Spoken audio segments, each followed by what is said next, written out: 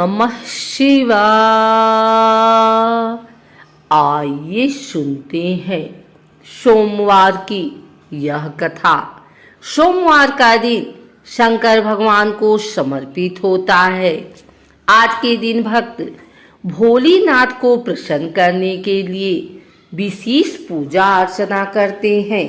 कुछ लोग आज के दिन व्रत भी रखते हैं ताकि शिव की विशेष कृपा प्राप्त की जा सके। बाबा भोलेनाथ के आशीर्वाद के लिए आप भी सोमवार का व्रत कर रहे हैं तो शिव व्रत कथा को पढ़कर या सुनकर इस उपवास को पूरा करें। सोमवार व्रत की विधि। नारद पुराण के अनुसार सोमवार व्रत में व्यक्तियों को प्रातः स्नान करके शिव जी को जल और बेलपत्र चढ़ाना चाहिए तथा शिव गौरी की पूजा करनी चाहिए। शिव पूजन के बाद सोमवार व्रत कथा सुननी चाहिए। इसके बाद केवल एक समय ही भोजन करना चाहिए। साधारण रूप से सोमवार का व्रत दिन के तीसरे पहर तक होता है, मतलब शाम तक रखा जाता है।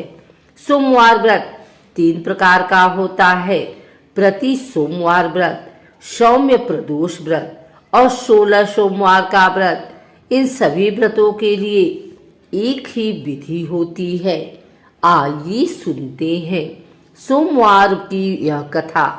एक समय की बात है, किसी नगर में एक साहूकार रहता था। उसके घर में धन की कोई कमी नहीं थी, लेकिन उसकी कोई संतान नहीं थी। इस कारण वह बहुत दुखी था। पुत्र प्राप्ति के लिए वह प्रत्येक सोमवार व्रत रखता था और पूरी श्रद्धा के साथ शिव मंदिर जाकर भगवान शिव और पार्वती जी की पूजा करता था। उसकी भक्ति देखकर एक दिन मां पार्वती प्रसन्न हो गई और भगवान शिव से उस साहूकार की मनोकामना पूर्ण करने का आग्रह किया। पार्वती जी की इच्छा सुनकर भगवान शिव ने कहा कि हे पार्वती, इस संसार में हर प्राणी को उसके कर्मों का फल मिलता है और जिसके भाग्य में जो हो उसे भोगना ही पड़ता है। लेकिन पार्वती जी ने साहूकार की भक्ति का मान रखने के लिए उसकी मनोकामना पूर्ण करने की इच्छा जताई। माता पार्वती के आग्रह पर शिव जी ने साहूकार को पुत्र प्राप्ति का वरदान तो दिया, लेकिन साथ ही यह भी कहा कि उसके बालक की आयु केवल 12 वर्ष होगी। माता पार्वती और भगवान शिव की बातचीत को साहूकार सुन रहा था। उसे ना तो इस बात की खुशी थी और ना ही दुख। वह पहले की भांति शिव जी की पूजा करता रहा। कुछ समय के बाद साहूकार के घर एक पुत्र का जन्म हुआ। जब वह बालक 11 वर्ष का हुआ तो उसे पढ़ने के लिए काशी भेज दिया गया। साहूकार ने पुत्र के मामा को बुलाकर उसे बहुत सारा धन दिया और कहा कि तुम इस बालक को काशी विद्या प्राप्ति के लिए ले जाओ और मार्ग में यज्ञ कराना। जहां भी यज्ञ कराओ वहां ब्राह्मणों को भोजन कराते और दक्षिणा देते हुए जाना। दोनों मामा भांजे इसी तरह यज्ञ कराते और ब्राह्मणों को दान दक्षिणा देते काशी की ओर चल पड़े। रात में एक नगर पड़ा जहां नगर के राजा की कन्या का विवाह था, लेकिन जिस राजकुमार से उसका विवाह होने वाला था वह एकाक्षी कान्हा था। राजकुमार के पिता ने अपने पुत्र के कान्हा होने की बात को छुपाने के लिए एक चाल सोची। साहूकार के पुत्र को देखकर उसके मन में एक विचार आया। उसने सोचा, क्यों न इस बालक को दूल्हा बनाकर राजकुमारी से विवाह करा दूं। विवाह के बाद इसको धन देकर विदा कर दूंगा और राजकुमारी को अपने नगर ले जाऊंगा। लड़के को दूल्हे के वस्त्र पहनाकर राजकुमारी से विवाह कर दिया गया। लेकिन साहूकार का पुत्र ईमानदार था। उसे यह बात न्याय संगत नहीं लगी। उसने अवसर पाकर राजकुमारी की चुन्नी के पल्ले पर लिखा कि तुम्हारा विवाह तो मेरे साथ हुआ है, लेकिन जिस राजकुमार के संग तुम्हें भेजा जाएगा वह एक आंख से काना है। मैं तो काशी पढ़ने जा रहा हूँ। जब राजकुमारी ने चुन्नी पर लिखी बातें पढ़ी तो उसने अपने माता पिता को यह बात बताई। राजा ने अपनी पुत्री को विदा नहीं किया, जिससे बारात वापस चली गई। दूसरी ओर शाहूकार का लड़का और उसका मामा काशी पहुंचे और वहां जाकर उन्होंने यज्ञ किया।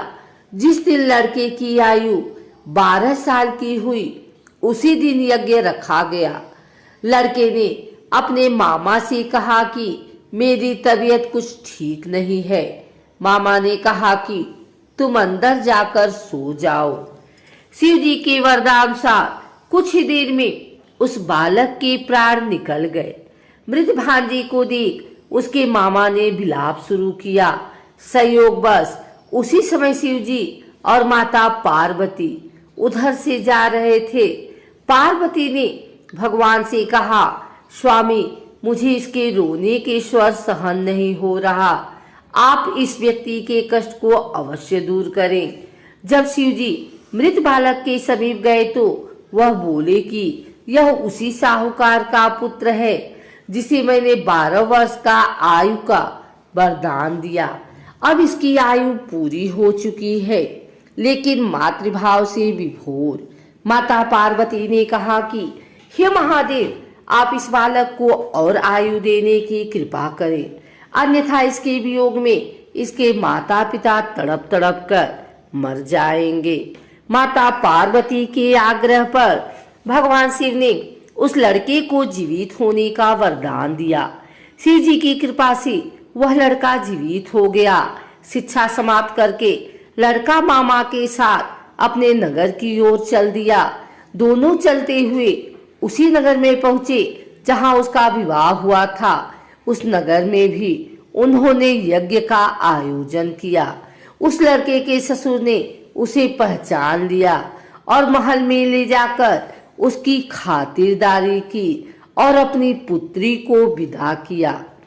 इधर साहूकार और उसकी पत्नी भूखे प्यासे रहकर बेटे की प्रतीक्षा कर रहे थे।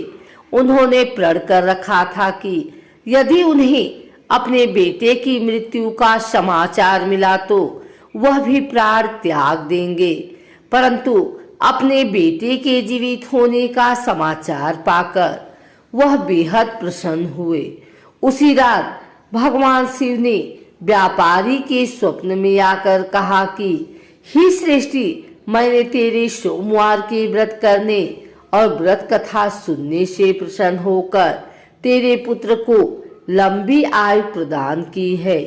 इस प्रकार जो कोई सोमवार व्रत करता या कथा सुनता और पढ़ता है उसके सभी दुख दूर होते हैं और समस्त मनोकामनाएं पूर्ण होती हैं।